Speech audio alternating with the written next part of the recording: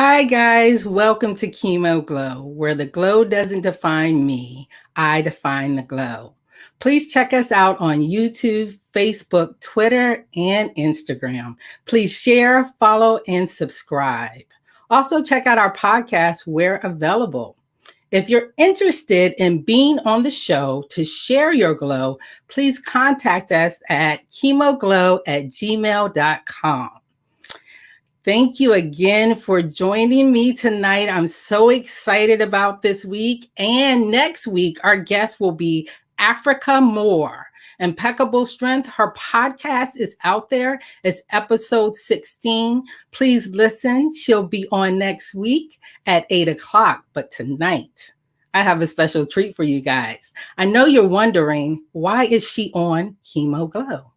Well, remember, I want everybody to share their glow.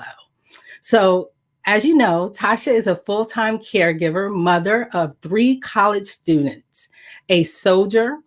She has a soldier as a son, a wife to a law enforcement officer, professional photographer, and a director to a dynamic team and network marketing company. She happens to also have 6 sinus syndrome and received a pacemaker last year at the age of 41, all during the pandemic.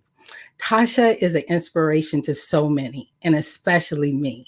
I'm so happy that she is sharing her glow with us tonight. Please welcome my guest, Tasha Prescott. Hello. Hey, lady. Hi. That was a mouthful. People don't know that we've been chatting it up for like 30 minutes backstage before we came on. So we're so excited. I am about you coming on and sharing your glow. And folks are already jumping on. So I really appreciate it. Guys, why did I bring Tasha on? I'm going to let her introduce herself in a minute. But I need to say something about this lady right here. Here we go.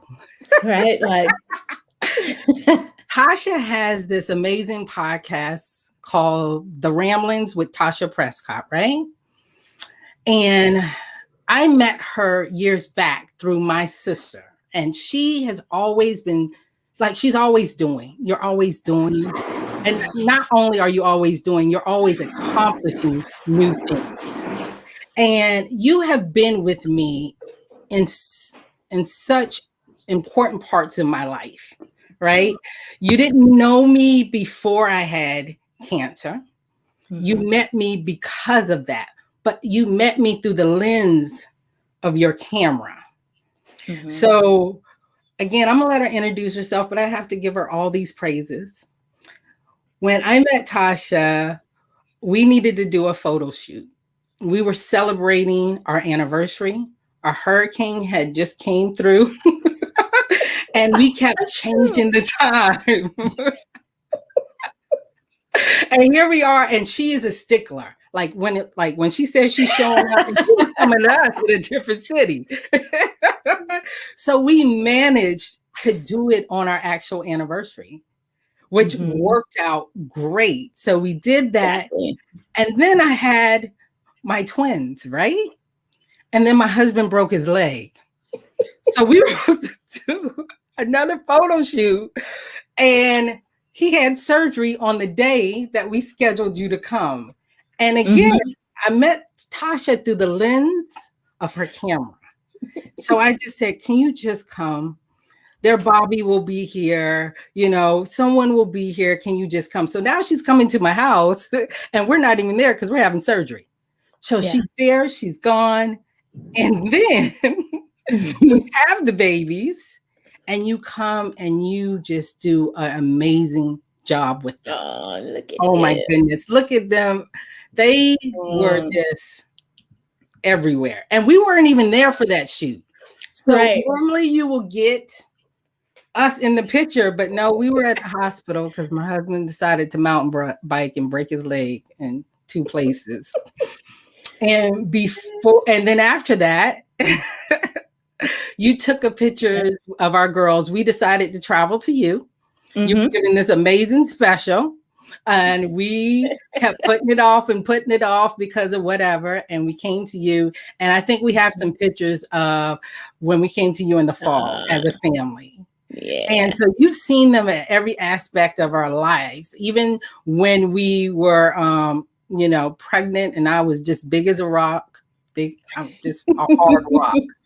And my husband forgot his wedding ring and he was like, "Ooh, sir, you don't have your wedding ring on." And I knew I loved you then. But now, Tasha, please introduce yourself because I love you so much. And everything, we really did have this organic friendship happen. We did. Through all of this. And now you can't get rid of me. So yes. So well, thank you for all of that. Yes. As you said, I'm Tasha Prescott. I am a destination wedding and portrait photographer in Hope Mills, North Carolina. And I also am a director with Scentsy and caregiver. I have 4 amazing young people as children, 3 girls. They're all in college. And then my son is an engineer in the Army. And I'm also a full-time caregiver to my mom now. So it's a lot. It's a lot. And it is. And before we talk about, where you are right now, has the glow ever affected you? When I say the glow, I mean cancer. When did cancer happen in your life where you had to stand up and be like, okay, it is really affecting who I am as a person? When did that happen for you? My senior year in high school. My mom was diagnosed with breast cancer and I was still home, obviously. And so I went through all of it with her, the good, the bad, the ugly, the mean, all the parts people don't talk about. Exactly. And so, and that was my senior year. I didn't really do all of the senior things because my mom was going through treatment. And she was actually diagnosed in October during Breast Cancer Awareness Month. So it was early in my senior year. And then the rest of my senior year was cancer. Yeah. What kind of treatments did she receive?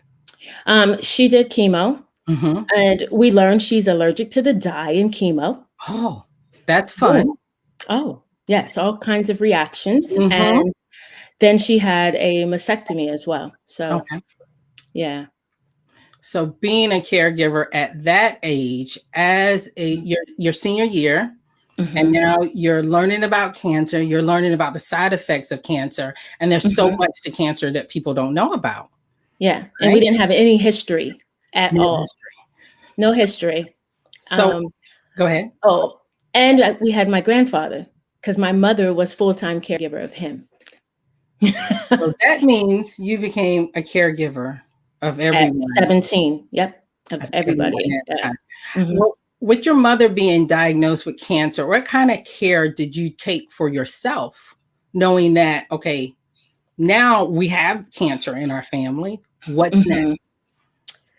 You mean, like present? Yeah. Since then, I started mammograms, I think at like 35. Okay. Self-checks, all of the things.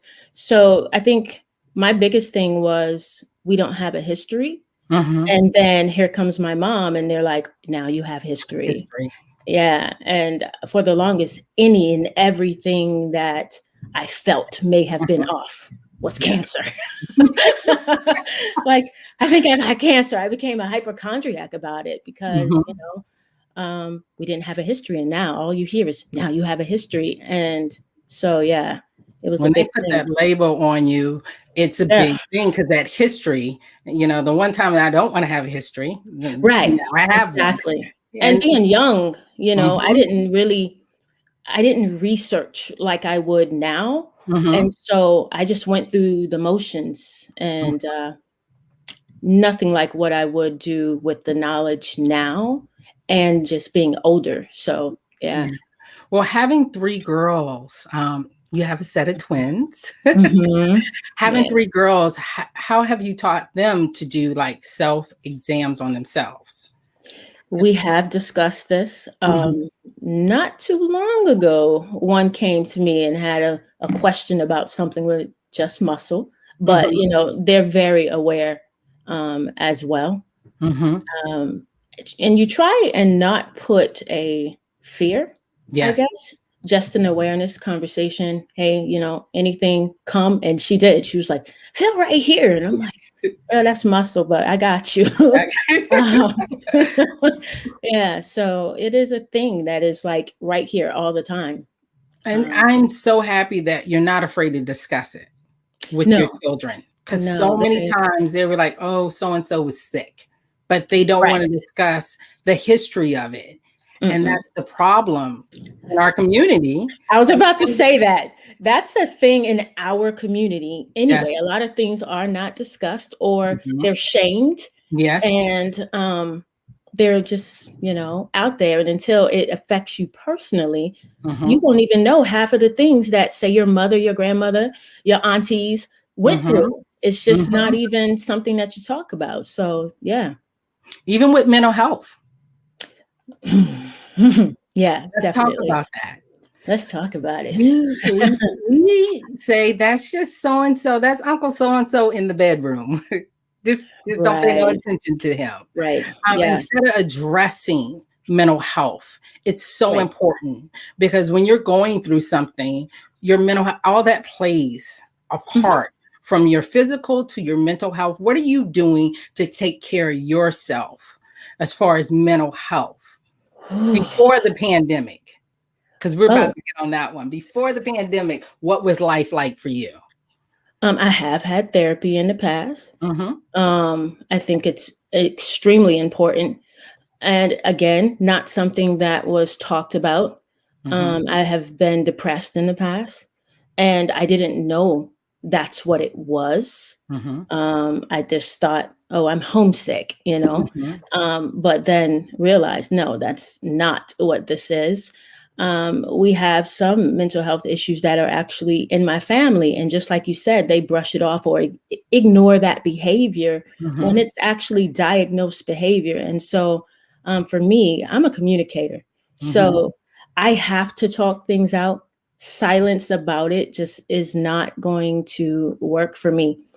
That's really how I got into fitness and was dealing with, why do I feel this way? I was away from home. I had these 3 babies. I lost a child. It was a lot. And so I started walking, not so much training, but I started walking. I had to do something. And that's where that love came from, was just I would walk and listen, and I would write. So yeah, I wrote a lot. Everybody's like, where's the book? But that's how I got through it. Oh, you have this wonderful podcast, The Ramblings with Tasha Prescott. And the way I prepare for a show is normally listening to my own podcast, but I put yours on. That scared me when I saw that text. I was like, ah! I put yours on because you have inspired me in so many ways. And that way, when I was thinking about you at that time, I hadn't listened to your podcast about your, what was it? My heart, what? Yeah. Like I hadn't listened to that podcast yet. And you were like, just listen. And when I did, I was floored. Because you always post, you hadn't posted anything about it. And then I found out about it from there. And I called you right back. Because I kept saying, well, you're on my heart. So that's why I'm calling you. And you were like, yeah, listen to the podcast. Yeah. So, when my heart went into AFib, February 7th, I was preparing to go shoot a wedding. I was leaving February 18th for Jamaica. So in my mind, it was protect the client.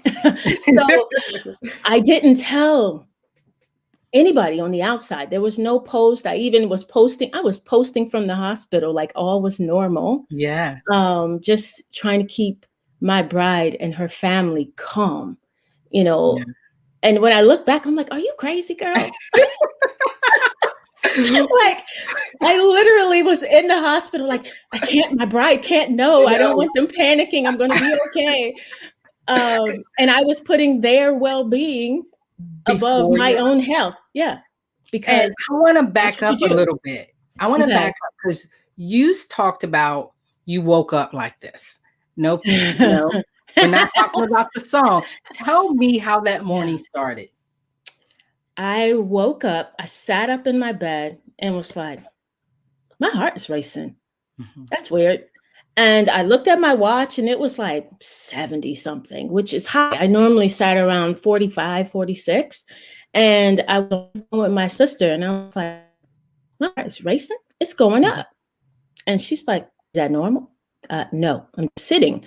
And before I knew it, it was like 100. I was like, something not right. Mhm. And now, me being crazy, I then go to my 17-year-old and was like, give me your hand. Put your hand right here. Is my heart racing? And she's like, whoa. And then I look, it's at 193. And I'm still at home. I'm using everything in the house, tests, because this can't be, I'm healthy, Yeah. this can't be a thing for me. And I even went and got my heart rate monitor to my Peloton. Now, this is extreme. I'm holding on to the banister coming downstairs. Now, something is wrong when you're holding on the stair. I put my heart rate monitor on and it was like 197. And at that point, I'm like, okay, this is real.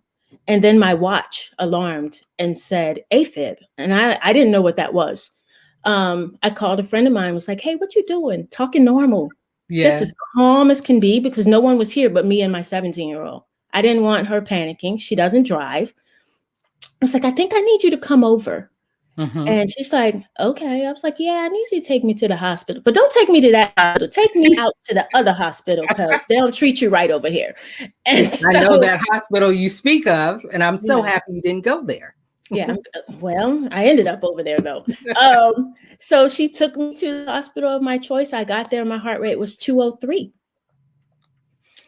And well, let's talk about it. I get to the desk, I'm Mm. literally leaning on the desk, and I said, I think I need to see a doctor. And she's like, for what? I was like, my heart is racing. My watch says it's an AFib. And she's like, is there something wrong, or your watch told you were in AFib? And she said it just like that. And Mm. at this point, I'm starting to sweat. I'm leaning on the table. I'm just like, I know I don't feel well because I snatched her right up out that chair. Okay. Yeah. And the other lady came and took me back. They hooked me up and immediately was like, now it's an emergency. Now someone's caring for you. Yeah. But me Mhm. just saying that, I was not heard at all. Mm. And I'm hearing terms I'd never heard. I'm laying in the bed with all these things all over me, from my ankles all the way up to my neck. And there was a pain that was just shooting down here. And I'm like, what world? And so I didn't know my preferred hospital. They didn't have a cardiologist. Mhm. So they didn't really want to do much other than some things. And so they started running some tests. Now I hear her hormone levels are this. And I'm like, well, you know what we do? Mhm. Google. I Yes. have, now troponin, Google it, it's linked to a heart attack. So I'm thinking I'm having a heart attack. And they're like, no, you're not having a heart attack. We don't know. They're conversing with doctors from the other hospital, and it just staying up. It's not going down. So Mhm. now we're hours, because remember, I took my time going to the hospital, and I've been over 200 for at least hours now. And they said, got to stop it. So they're about to do a cardioversion. Mhm. And that would mean stopping my heart to restart it. And I Are you just said, serious? wait. Yeah, I was like, wait a minute. Okay, God, I'm going to need you to just step on in and do some things. And the doctor sent the nurse to go get the stuff to do it. No joke. She came back in and immediately down to 55. And he's like, wait, it's self-corrected. So they didn't do it. They didn't have to administer it. She's literally standing at the door. And I'm Yeah. like, okay. Whew. Like that whole "you're gonna stop my heart" thing just didn't sit too well with me. And No.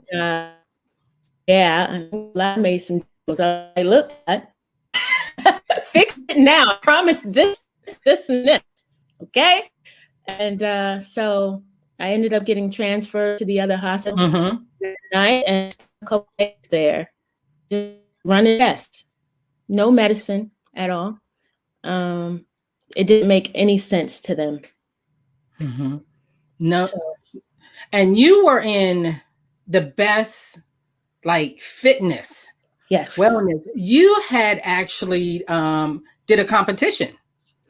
Yeah, I was a little crazy back then. You were bodybuilding and getting your life all the way right.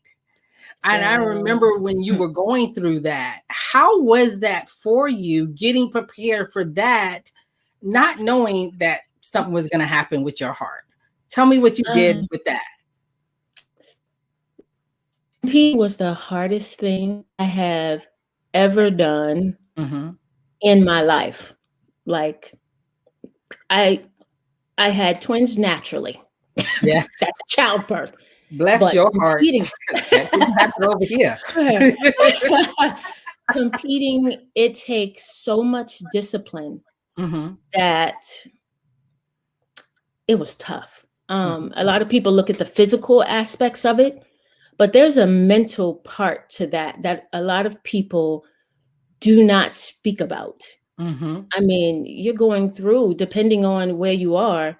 And okay, let's back up. When I decided to compete, I was 35. I didn't even have a gym membership. I was overweight. I didn't even work out. And I walked into the studio and was like, hey, I want to compete. And you hadn't even. No. I wasn't even walking to the mailbox. Let's be 100. No. And that coach looked at me and was like, yeah, okay. Go do this. Come back and show me how serious you are. That was in June. I went back to him in September. I had dropped like 25 pounds. I had started lifting weights. And I said, okay. And he said, oh, okay. So he took me on a 16-week journey to hell.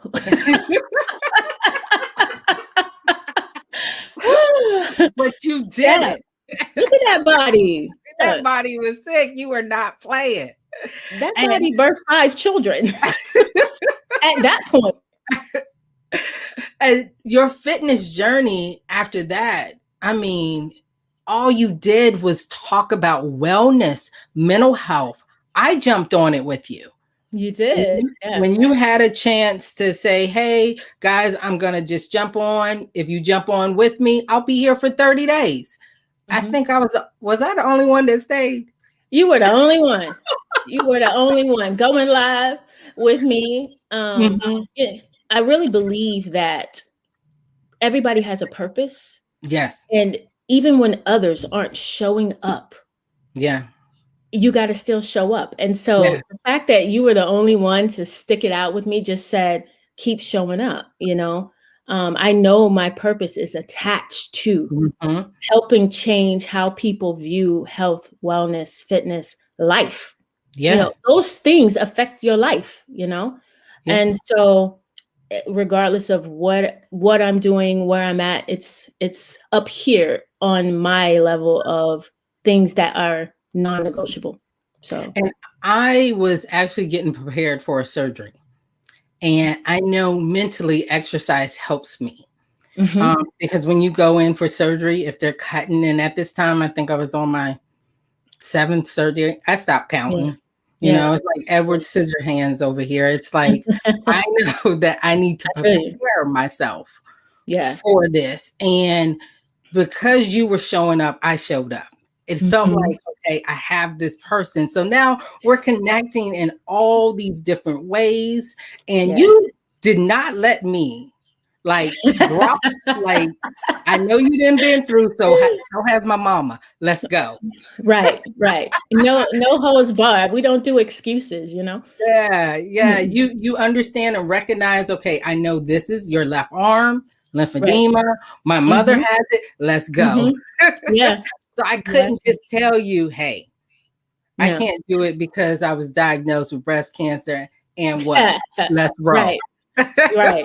I'm like, are we in treatment right now? No. Okay.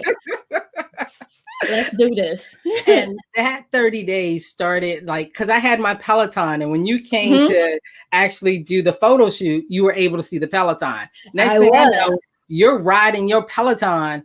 Like, what are you up to? I'm not even going to tell you what I'm up to. But how many rides have you been on? Because you have triple, I quadruple. I'm at 600 and In, something. I've had it in, 2 years now though. So in Jesus' name.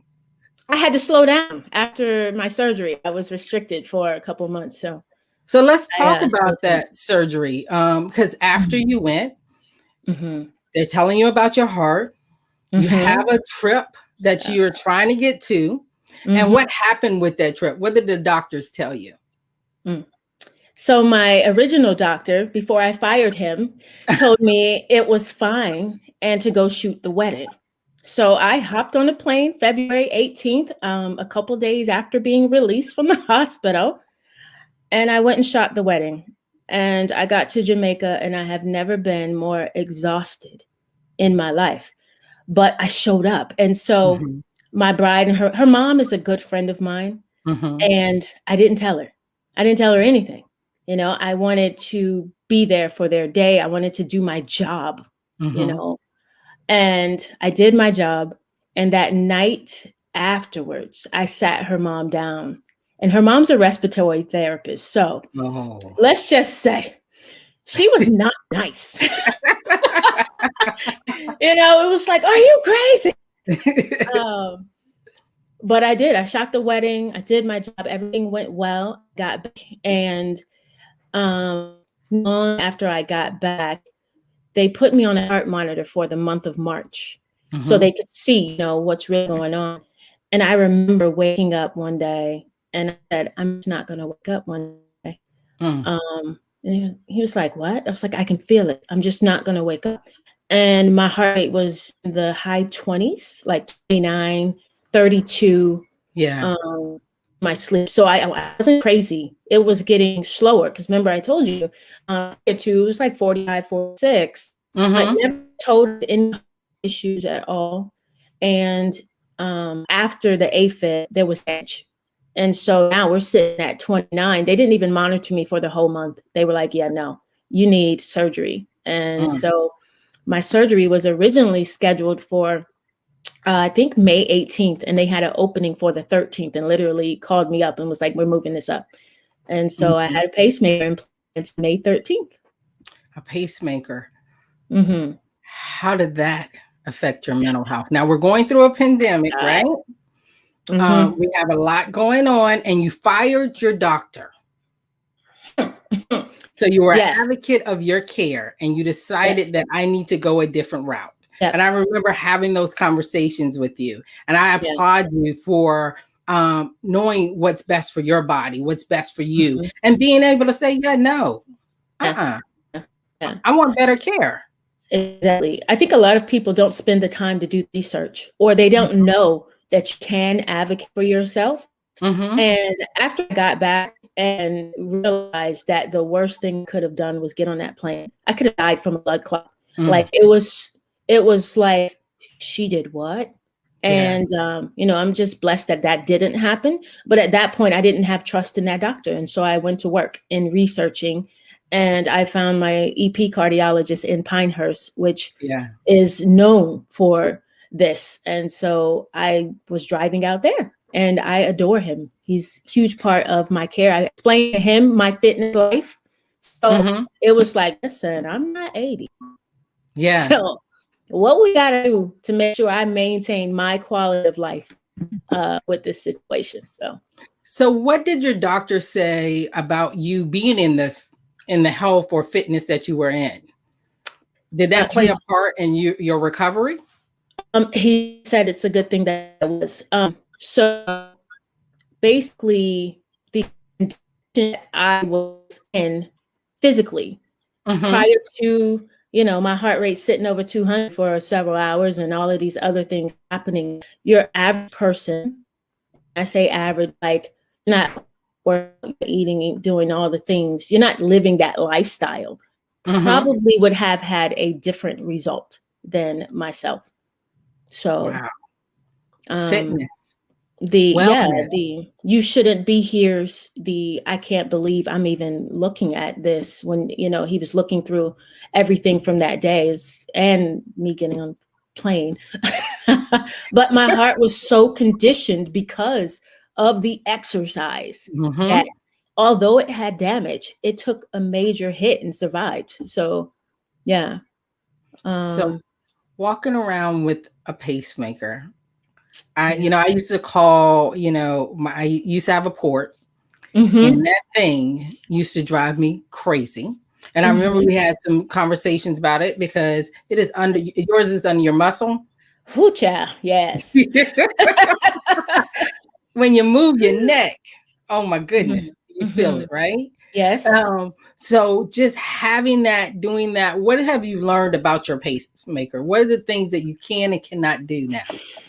I cannot upgrade my iPhone 11 Pro. I'm just saying. Anybody that knows me knows I love technology. I worked in IT for the Yeah. longest, and I can't upgrade my phone because they have an issue with pacemakers. The iPhone 12 is disabling pacemakers. So this is all being, aware of your situation and researching. So Wow. don't get me on that tangent. But aside from that, I'm Goodness. affected by the weather. um I can tell when it's going to rain, so my Mhm, body is now its own meteorologist. I have to let them know when I fly that I mhm. have it. I can't go through x-ray machines, I can't be around certain things, because they could interfere with the pacemaker. Thank goodness they're more advanced now, so like you can be around microwaves and all that stuff. I haven't used a Mhm. microwave in 4 years, by the way, Yeah. which is funny. This is well before the pacemaker. Who knew, right? Yeah. um, so just a lot of little things that you just don't think about, and I can feel it. And you can feel it. So you have this Yeah. thing that is a foreign object and you can Yeah. feel it. And you're doing Mhm. this during a pandemic. So now Mhm. you have extra safety precautions. How has it been during the pandemic when you're thinking about, I can't be around these people? I'm now in that category of at Yeah. risk. You're Yeah. not used to being at risk. No. No. Um, some felt like I was a little over the top because I was just like, keep your drums. You're not coming to my house. You're Mhm. not swinging by. Even my godmother came to see my mother, and I like flipped out. Yeah. Um, because it's not just me. I have my mom here. She has issues. And at Mhm. the time, my daughter was expecting. Her son came early. So he was a preemie. There was so many things going on in this house this past year. Oh, yeah, we had a detached retina in the house. Um, the whole year has been crazy. And for me, with COVID, I just was like, no. And when I say no, I mean no. No. Now, I've been personally touched by COVID. My brother is actually on. Um, Hi, Terry. he said you're your own advocate. Like being an advocate is key. Like you have to be your own advocate. And have Mhm. you been touched by COVID at all this year? I have. I lost someone extremely important to me. She was like my other mother, my Hmm. bonus mom, if you will. And Yeah. she passed in January from COVID. Oddly enough, a caregiver. Uh, Mhm. yeah, I met her through photography, actually, Yeah. years ago, and biggest cheerleader. And it was hard.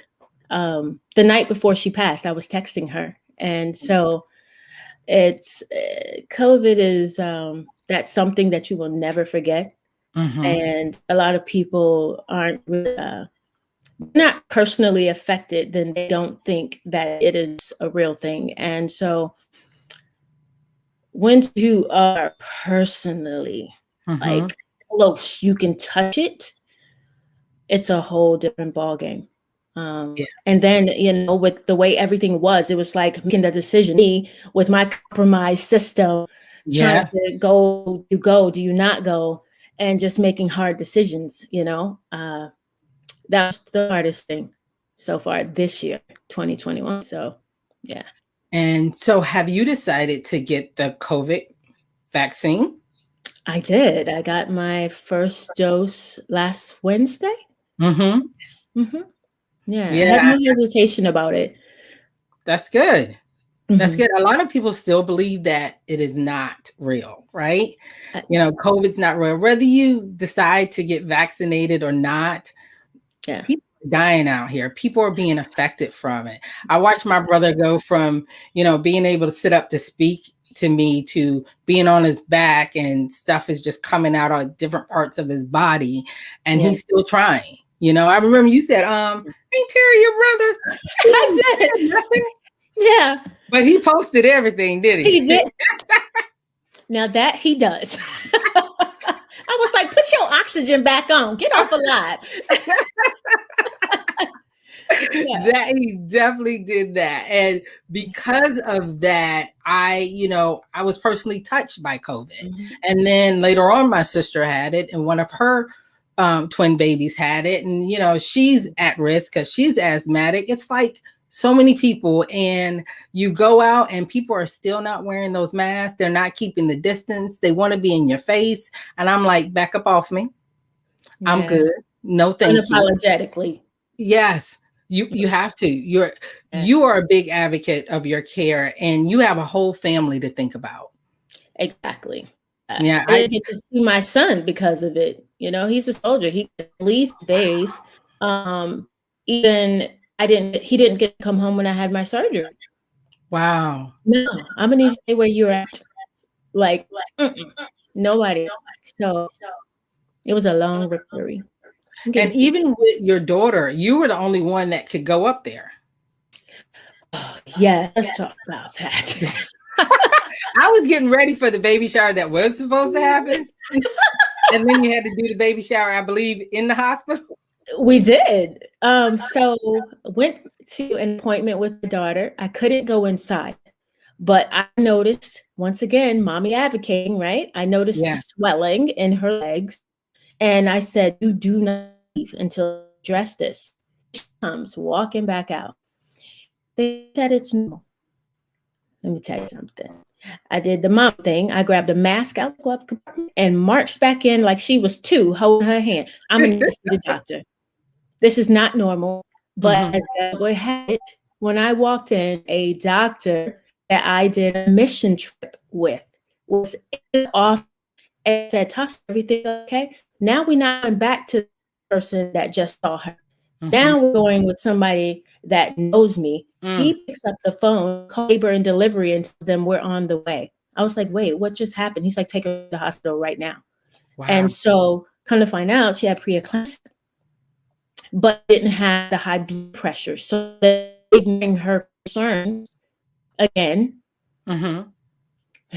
They were ignoring what she was saying because she didn't have the high blood pressure, which is what they look at when you think preeclampsia. Mhm. And we spent the next week in the hospital, and then they ended up taking my grandson early. Oh. So yeah, But we celebrated in that hospital with that we baby did. shower. I was born on the day of his baby shower, like a whole month early. I was like, really? You're so extra. Yeah, so it was a mess. Now you mentioned mission trips. What kind of trips did you do? I went as a photographer with doctors on medical missions.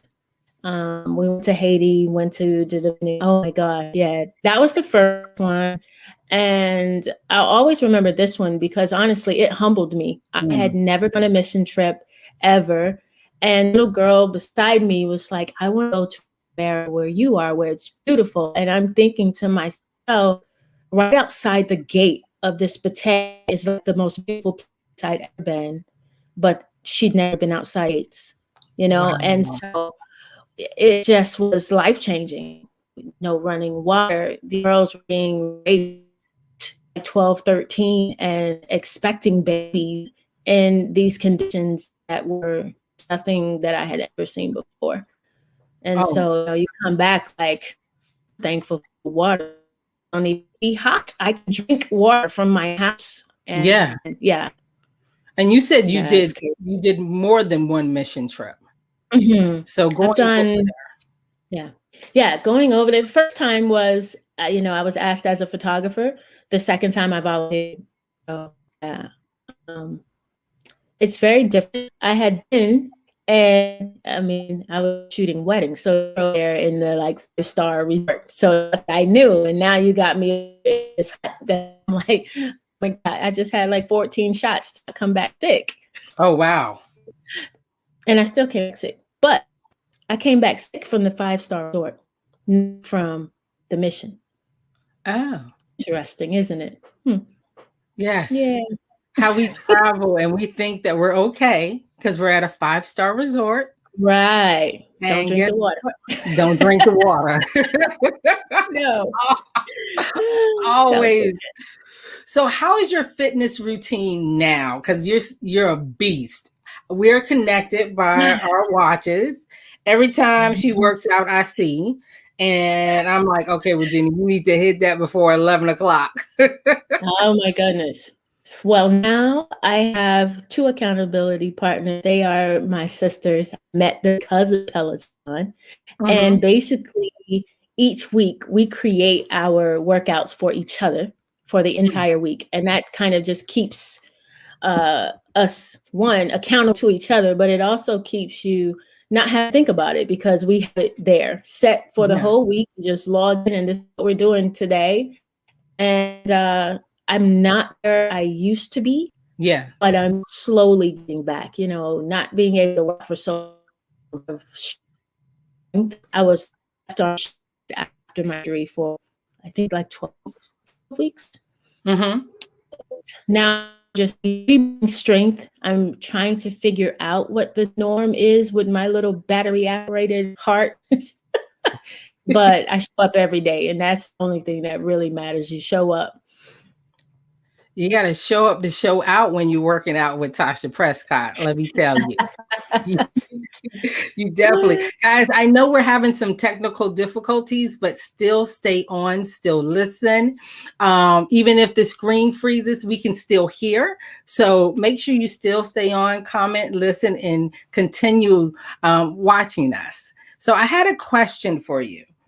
During this time of being in the house, and seeing your grandson, bringing those smiles, being a caregiver, still being accountable to everyone in your home.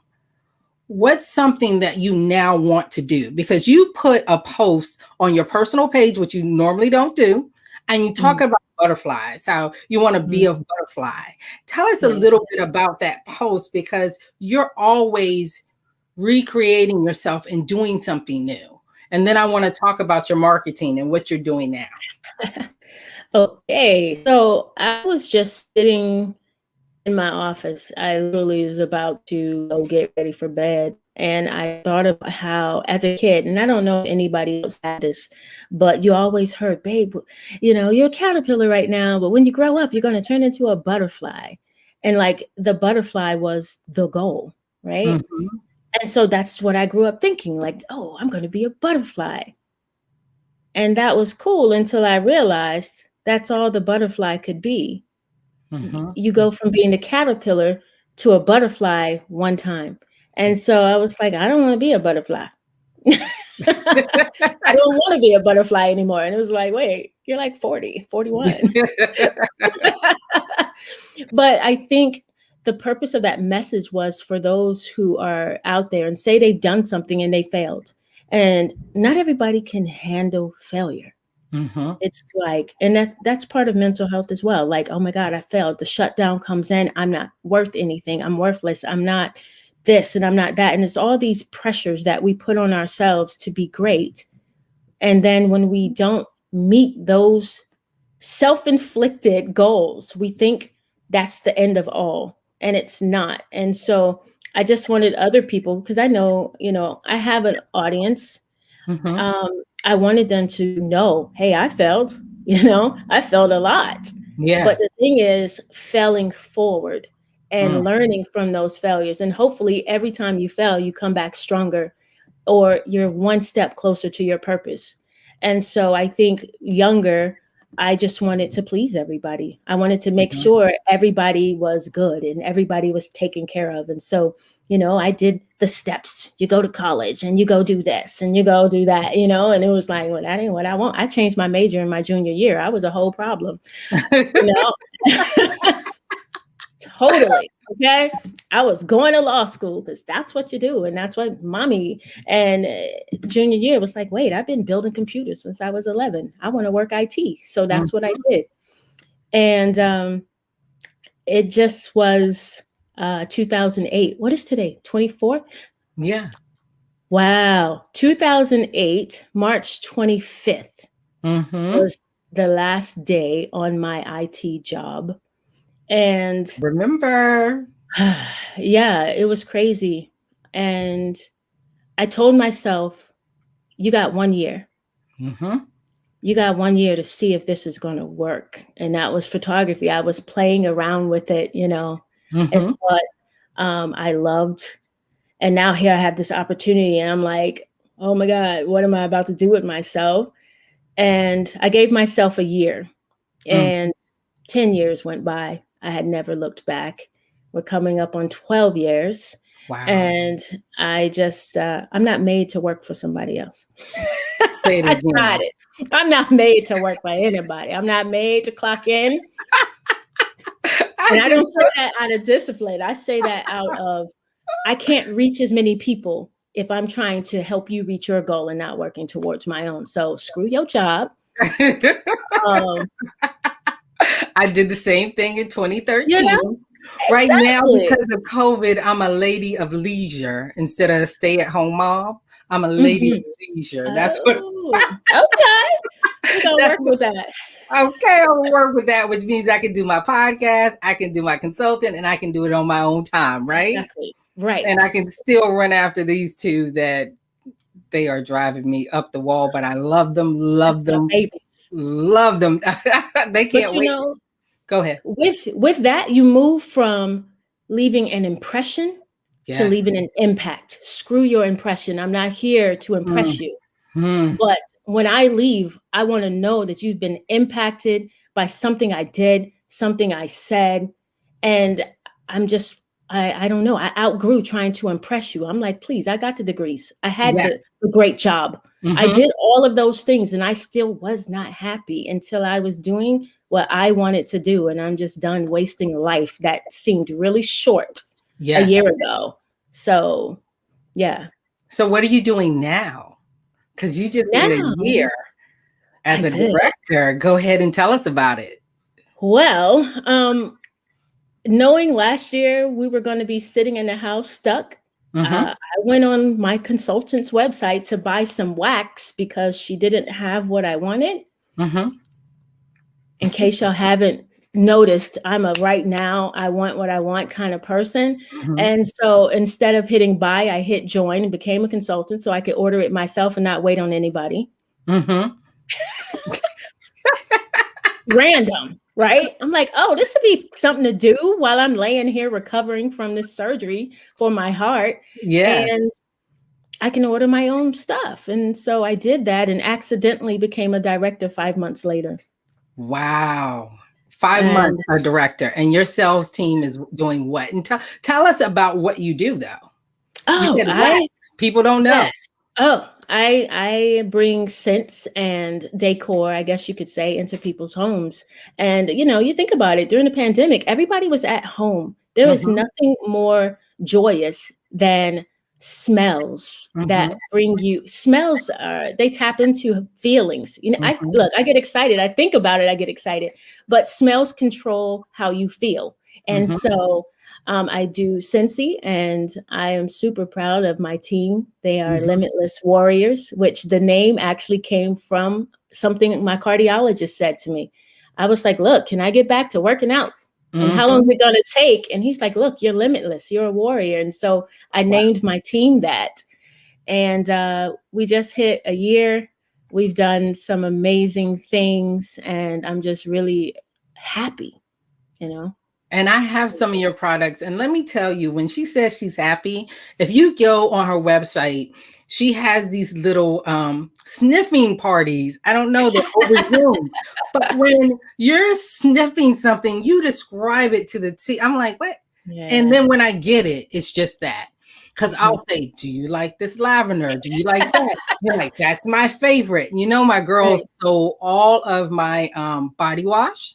Mhm. They came into the room and they took it. And so now they have the little fan in their room, in their the Mhm. nightlight with the stars. They Mhm. want two in there, but that'll be too much. So I told them I'll get another one downstairs. I That's got so the good. honey pot, Oh, uh, Winnie the Pooh. Winnie the Pooh, that's Mhm. in their actual playroom. And Mhm. even when I had a question, because I said, look, my husband is sensitive to smells, so am I. What will work? Mhm. I even use this stuff to they're your favorite. You talk about them for your washer, whether the sniff. Oh, washer whiffs. Yes, yes. Yes. So using those, and it is the smells. We're in the house.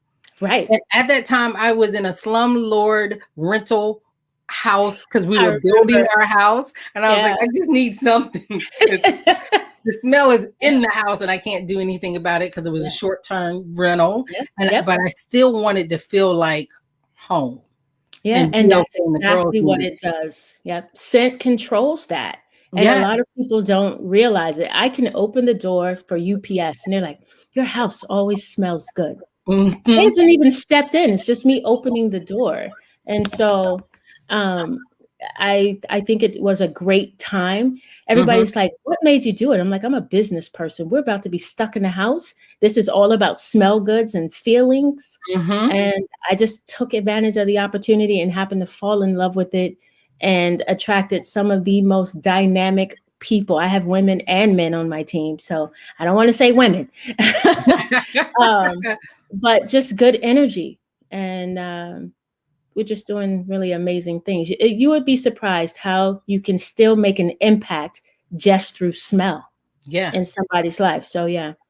You definitely have done that for me, especially with the girls in the lavender in their room. I did that Mhm. with their weighted blanket, and we have this whole routine from our namaste and a little Yeah, bit love it. stretching. My girls are all into meditation and doing yoga, and mommy watch me, and now I can't stretch like they stretch because I love it. mommy is One not of my that way. girls works out with me.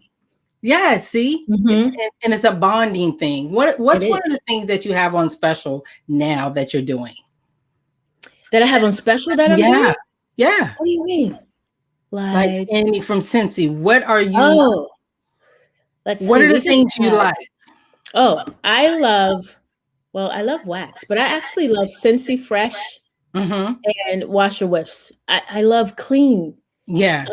So anything that can be cleaning, yeah, essential oils, all of that. I have a diffuser on right now. Mhm.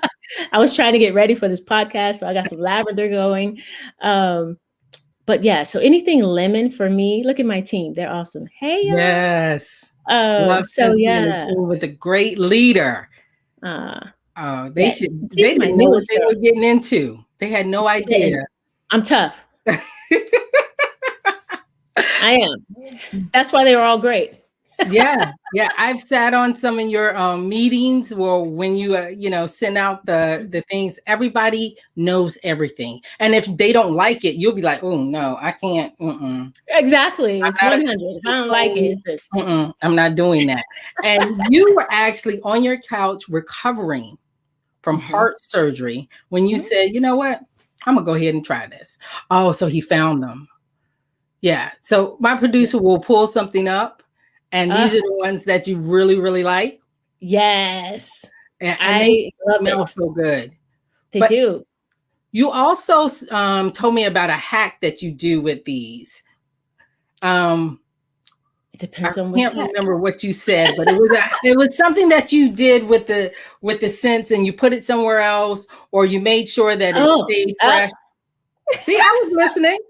you were. Okay, so there's several hacks with that. So you could take a dryer bar and Mm. stick it into your whiffs for it to last longer. Mm-hmm. That's probably what you're talking about. And Yep. then I was on a live and a customer was telling me how she puts whiffs in her toilet tank. Yep. So And then when you flush, the scents are coming out. Yeah. oh, see, I Look, that's was why I was like, wait, which one are you talking about? there's so many out there, but that Yeah. is another way of bringing in income. A lot of Yeah. us are not working like we were before. Right. And then you are getting back out there doing photography. You have to think about where you're doing it. You do a lot at the botanical gardens. I do. Yeah. And Hey. where was this That, one at? that was in Punta Cana, Dominican. Yeah, Hmm. I know you missed the travel. Oh my God. I really do. Um, Last January was my last trip, Hmm. other than the wedding. We did a girls' trip to New Orleans right before um, I went to what do you call it? Jamaica. So yeah. Jamaica. Hey. Yeah, so this guys, if you're looking for an awesome photographer, if you're looking for great smells in your house, we'll make sure that we'll put all these links. You can go to tashaprescott.com. Is that your website, Tasha? Yes, ma'am. Yes. You're getting the whole experience. Like your knowledge of when you came up and you found the spot and we just did all kinds of things. It's always wonderful, always great. I really do enjoy you thoroughly through everything that you do, from fitness to mental health to just being. You're awesome light. Like when I was like, yeah, your glow, yeah, I need to have it on my show. Uh, So, what are you doing to take care of yourself now, besides podcasting, besides Scentsy? What's something new that you've done for yourself that you've enjoyed? I know you went on a little mini weekend. oh, I went to this little tiny house called the Getaway House. If anybody has an opportunity to do it, I suggest you do it. It is such an amazing break, you Mm. know? It's a little tiny house. That's it. Hmm. And the one I went to was in Asheboro. Now, of course, I've set a goal. I want to go to all outposts. So they're all over the country. That because I'm obsessive like that. Um, so I plan to go back again, but by myself, just really have some downtime and really figure out what is my next move. I have some big goals with Scentsy this Yeah, year.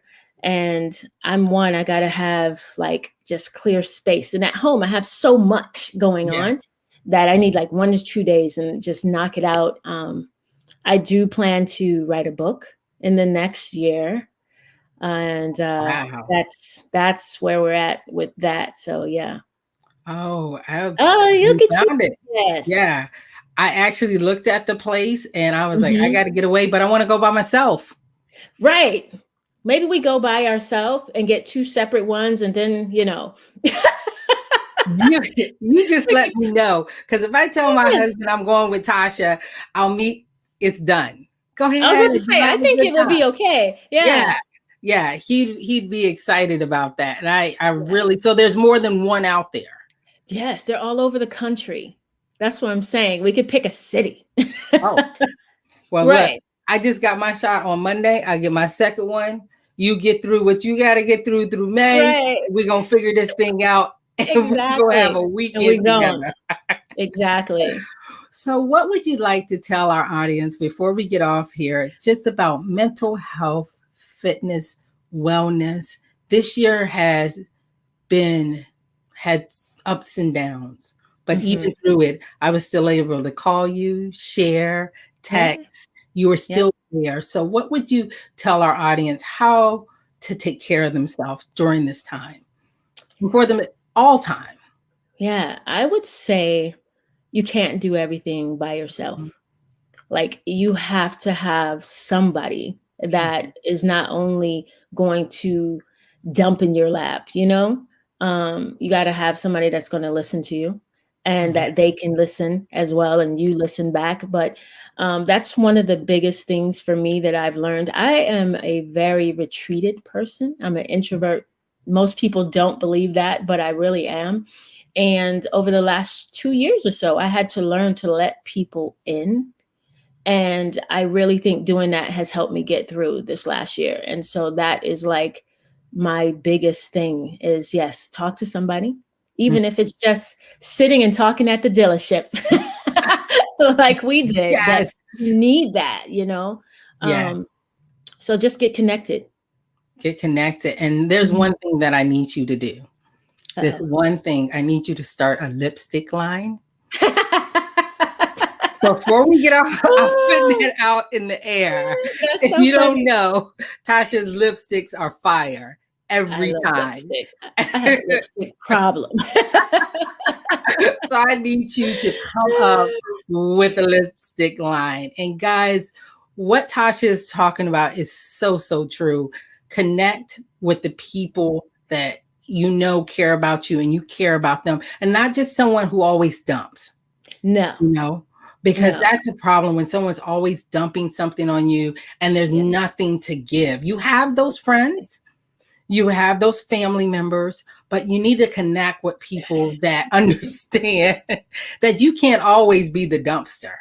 Yeah, you know, you can't. And at one time, if we're still talking about the same thing, and it was just last year, and then it's 2 years, something has to change. So there has to be movement. And like I said, Tasha, you started out as my photographer, and now you're one of my dearest friends. We talk all the time, from even when I had that scare, when you said on your podcast, you know, you're the person that you want to be beside you. And you were. You just so happened to be in the city after I got my scan, and they scheduled me for a biopsy, and I was sitting in my car. I don't know if you text me or I text. I don't even know. I still don't know. I was just like, where are you at? And you're like, I'm in Raleigh. I'm like, okay, where at in Raleigh? Yeah. And we sat and talked for at least almost 2 hours. Yeah, because the car was done. Yeah. And I said my piece about what I had to go through, and we talked about life. And then I left and I went to my spot, which was my home that was not quite built yet. And I walked around there and I said, you didn't bring me this far. Right. And then I called my husband and said, guess who I just seen? And it was right on time, because we're never in the same space. Ever. And you were in that space for me. So Tasha, I want to thank you so much. Mike Lito said, quality of life is too important to deal with toxic personalities. So true. Yeah. So true. And one thing I did learn about you that's like me, I'll cut you off. Oh, yeah. And when I cut, we ain't coming back. That's like taking trash to the street to be picked up and pulling it back in the house. Yeah, no, we're not doing that. We're not doing that. I wish well. Yeah, exactly. What you say? I might not be a fan. Okay. Yeah. We're not doing that. We're not doing that at all. Well, Tasha, I want to thank you so much for being on my podcast tonight, for sharing your glow. I'm definitely going to have you back on, because I do want to talk more about fitness and mental health, because it's about to get warm. I'm ready for you to do a boot camp. I'm going to be right there. Yes, ma'am. I'll be live and in charge, or on the Peloton, because you keep me going. And I just want to thank you for your love, your support, and everything you continue to do for me, my family, and for others, because you're truly an inspiration. Thank you so much for having me. I'm proud of you for doing this. I remember you speaking it, so it's awesome to see it come to pass. So, yeah. Well, thank you. Well, guys, this is Miss Tasha Prescott. I want to thank you guys for showing up, showing out, putting your posts and your comments. We will make sure in our comment section that we put all of her links, from her podcast to her photography to Scentsy. So thank you again, guys. Just remember that the glow, your glow, is so important, right? So the glow doesn't define me. I define the glow. What are you guys doing with your glow? Check us out next week when we'll have Miss Africa at 8 o'clock. I'm looking forward to that podcast and that live that's coming up. Thank you, and I appreciate you. Peace.